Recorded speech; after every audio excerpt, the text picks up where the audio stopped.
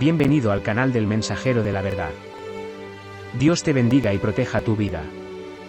Suscríbete, sigue nuestro trabajo y comparte la verdad con los demás. Primera carta de Corintios 14. Seguid el amor, y procurad ardientemente los dones espirituales, pero especialmente el de profetizar. Porque el que habla en lenguas no habla a los hombres, sino a Dios, pues nadie le entiende, y habla misterios en el Espíritu. Pero el que profetiza habla a los hombres para edificación, exhortación y consuelo. El que habla en lenguas se edifica a sí mismo, pero el que profetiza edifica a la iglesia. Y quisiera que todos vosotros hablaseis en lenguas extrañas, pero mucho más que profetizaseis, porque mayor es el que profetiza que el que habla en lenguas extrañas, a no ser que también interprete, para que la iglesia reciba edificación. Y ahora bien, hermanos, si yo fuere a vosotros hablando en lenguas extrañas, ¿de qué os aprovecharé? Si no os hablare por revelación, o por ciencia, o por profecía, o por doctrina. Asimismo, si las cosas inanimadas que producen sonido, ya sea flauta o arpa, no producen sonidos distintos, ¿cómo se sabrá lo que se toca con la flauta o con el arpa? Pues si la trompeta da un sonido incierto, ¿quién se preparará para la batalla? Así también vosotros, si no pronunciáis con la lengua palabras fáciles de entender, ¿cómo se sabrá lo que se habla? Pues estaréis como hablando al aire. Hay, por ejemplo, tantas clases de voces en el mundo, y ninguna de ellas carece de significado. Pero si ignoro el significado de la voz, seré bárbaro para aquel a quien hablo, y el que habla será bárbaro para mí. Así también vosotros, puesto que deseáis dones espirituales, procurad sobresalir en ellos para edificación de la iglesia. Por tanto, el que habla en lengua, ore para que interprete. Porque si yo oro en una lengua, mi espíritu ora bien, pero mi mente es infructuosa. ¿Qué haré, pues? Oraré con el espíritu, pero también oraré con el entendimiento, cantaré con el espíritu, pero también cantaré con el entendimiento.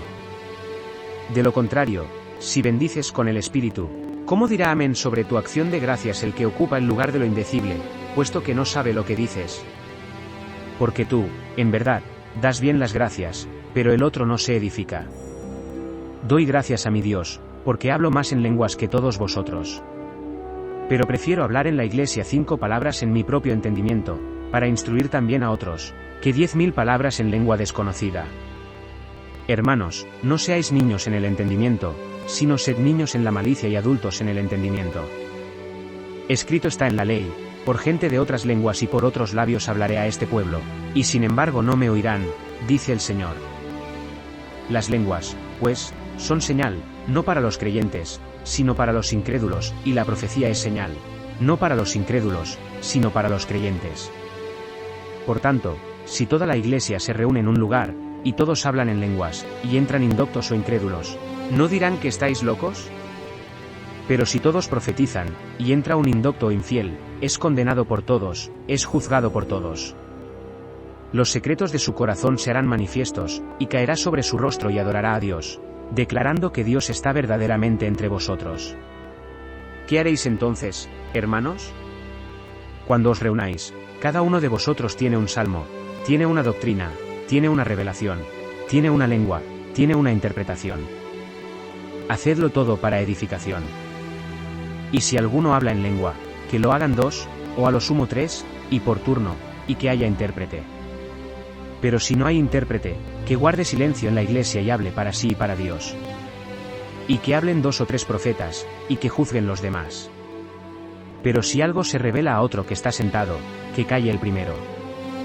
Porque todos podéis profetizar, uno tras otro, para que todos aprendan y todos sean consolados. Y los espíritus de los profetas están sujetos a los profetas.